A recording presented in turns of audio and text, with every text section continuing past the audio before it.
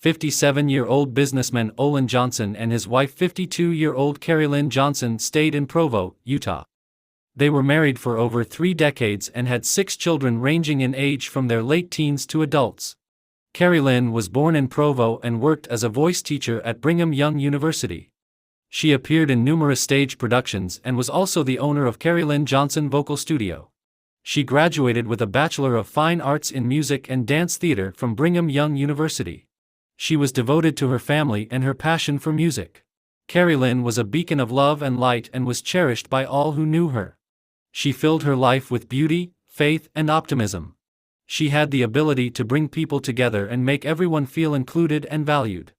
Kerilyn met her husband, Olin, at the candy counter in a bookstore where Olin worked. He asked for her phone number, and they soon began dating. They got married in the Salt Lake Temple in April 1992. Olin owned Simtech Modular, LLC, which erects structures for law enforcement training. He previously worked as a project manager building firing ranges, including one for the FBI Academy in Quantico, Virginia. He was a loving and patient supporter of his family, and always found peace in nature. He was described as always calm, kind, thoughtful, professional, and had compassion for those in need. Olin was also a longtime Utah County Sheriff's Office search and rescue volunteer. Olin and Kerilyn were found deceased in their home on June 20, 2024. Their son phoned 911 at 12:40 p.m. after finding their bullet-riddled bodies inside their upscale American Fork home.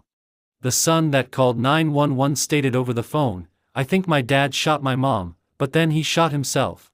The dispatcher asked if they were beyond help, which he replied, "Yes." The dispatcher then asked, "Do you see any weapons?" To which the caller answered, "Yes, there is a gun." The son sounded very distressed throughout the call. The dispatcher asked him if they had been violent or if they have a history of fighting. That is when their son mentioned that there had been a lot of drama recently in the household, just within the past 4 days. He did not explain what type of drama he was talking about, but he did mention there was some type of dispute a few years ago that caused his father to go to jail for a little while. He did mention that he didn't think it was anything physical. The incident the son was talking about goes back to 2021 and was an eventually dismissed criminal mischief case against Olin for throwing a computer during an argument with his wife that had been going on for months.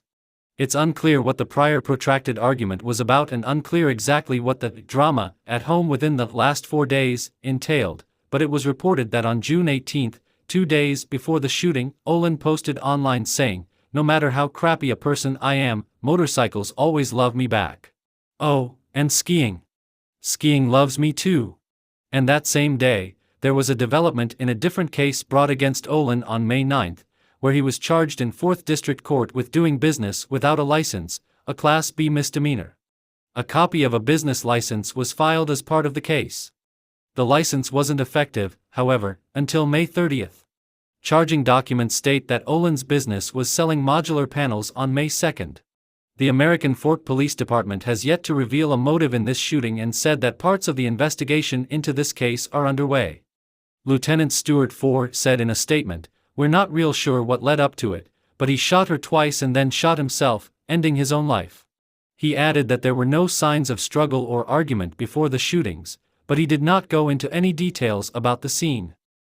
The police department says the passings were the result of an apparent slaying taking someone's life, though investigators are waiting for testing from the Utah Office of Medical Examiner before making a final disposition.